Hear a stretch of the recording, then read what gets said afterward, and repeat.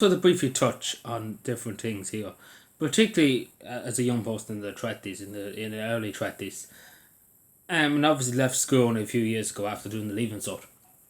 I remember even back then, three or four people in my class wanting to buy, like not buy a house, but rent the house between each other because the rents were that expensive, and there was three of them and they still couldn't afford it. And even though the three of them would be working maybe a part-time job, they still couldn't afford it. What I'm trying to say is, and this is, I'm sure everybody would agree, everybody with children, everybody in the state nearly would agree with this, that it's, and I see it in all the young people nowadays, it's just a sense of hopelessness in young people. It's a sad thing to see people in their 20s, people that are 18, people that are barely 18. It's truly sad to see a young generation, the new generation, see them lose hope. And that's the thing, they lost hope. And at the end of the day, my experience in life, and you're going through a lot of the suffering, and again, I don't want to get the side fire laying or anything out, but it is the truth that it is a truly sad representation that if our young generation have no hope, and again, that's what drives people to get up in the morning. It's hope. It's the hope of a better tomorrow, the hope of a better today, and you know that's basically not there nowadays because nobody has really anything to look forward to, and that's what keeps people going in life. That's what gets you up in the morning. That's what keeps you going in life. Is the hope that someday I could own my own house. I can do this. I can do that. And unfortunately, the sad reality is now for our young people, it's not. It's not reality. There's no hope. There's no way you could ever own a house. A young person in their 20s, in 18 or so, leaving even just to leave their parents' house to go and get a house to rent. There's no hope of it. It's just a very sad state of affairs, and it's truly sad to see that so many people have to leave. Some people never to return. It's truly heartbreaking. Again, it's particularly heartbreaking. I don't think even people in the 50s and even 60s can comprehend. Even people in the 30s and 40s can't really comprehend. Like somebody in the 20s, I can't tell you how many people used to go to my primary school, how many people go to my secondary school, because again, I'm still young, who have left, who have gone, never to return. Some people may return, not likely. But they're off to other countries, mainly Australia, Canada, New Zealand, other countries. And they're going to work. They're not there to look for handouts from the government. They're not going to get it from in New Zealand or Australia. They're not going to get it. The Canadian government or the Australian government's not going to be like, to Irish people, here's this, here's that. They have to work their asses off to get what they want. And it's a truly sad thing. And it's truly sad to see that they have to go. And again, it goes back to the famine, and it really does. That so many people had to leave. They had no other choice. And it's the sad reality too, that young people don't have a choice. They don't generally, because they've been forced out. That's the simplest that, and it has to be said. It's not that who leaving at their own choice. If you went and asked everybody that left from Dublin Airport, for example, now in the last year, stopped them before they got on the plane and asked them, do you have a choice in leaving? Is there any hope for you here?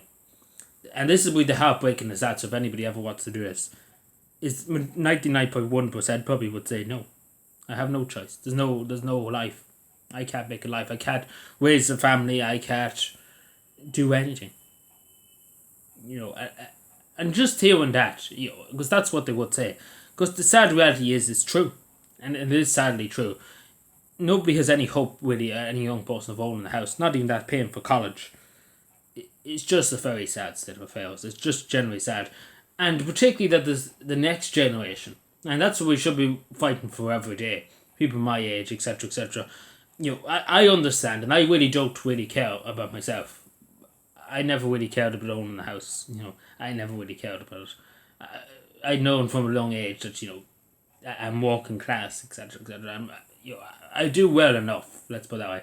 But still, I'm not always looking for things. But people my age, if they want to own a house, if they want to buy a house or want to rent a house, they should be able to. They should be able to. It's a basic function of society that young people have. Could succeed in life and get the foundations to build a good life. And unfortunately, the foundations are not there. The foundations have been crushed a long time ago and are rotten, and it's the system. The system is rotten and crumbled. It's just a very sad state of affairs when you really, really think about it. People my age particularly would. And I don't know that young people my age, sit down and think about it. But I sit down every day and think about it. I suppose more than other people in my age, I sit down and see the world. I see the world very differently to what other people would see. you think about stuff, that other people probably wouldn't think about, etc. So you my age and stuff like that. But you do take, and you do worry. No, my generation, we have a hope that something could change, of course. But the sad reality is, if we don't do something soon, the next generation, the people only growing up, the people in the 10 years old now, 11 years old, 12 years old, when the years go by, when I'm 30, when I'm 40, would they be in the same situation? Would they be worse off? And that's the sad reality. That's what we need to ask ourselves. Is this the general?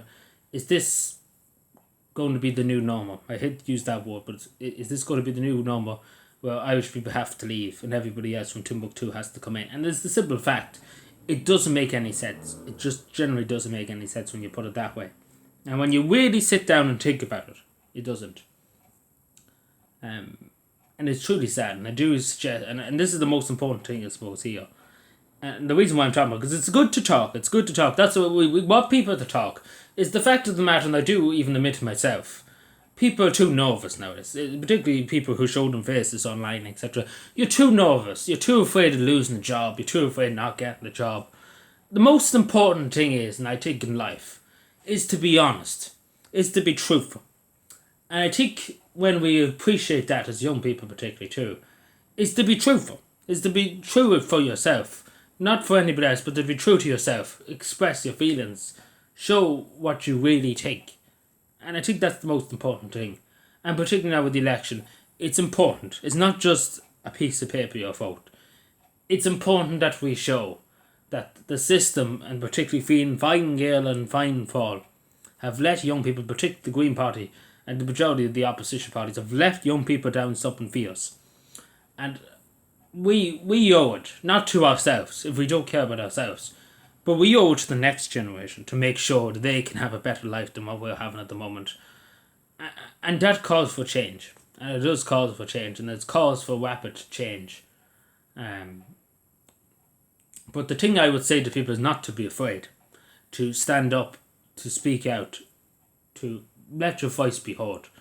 Because unfortunately there is dark entities in this world that's out to silence people, to shut people up, to take away our right to speak our opinions.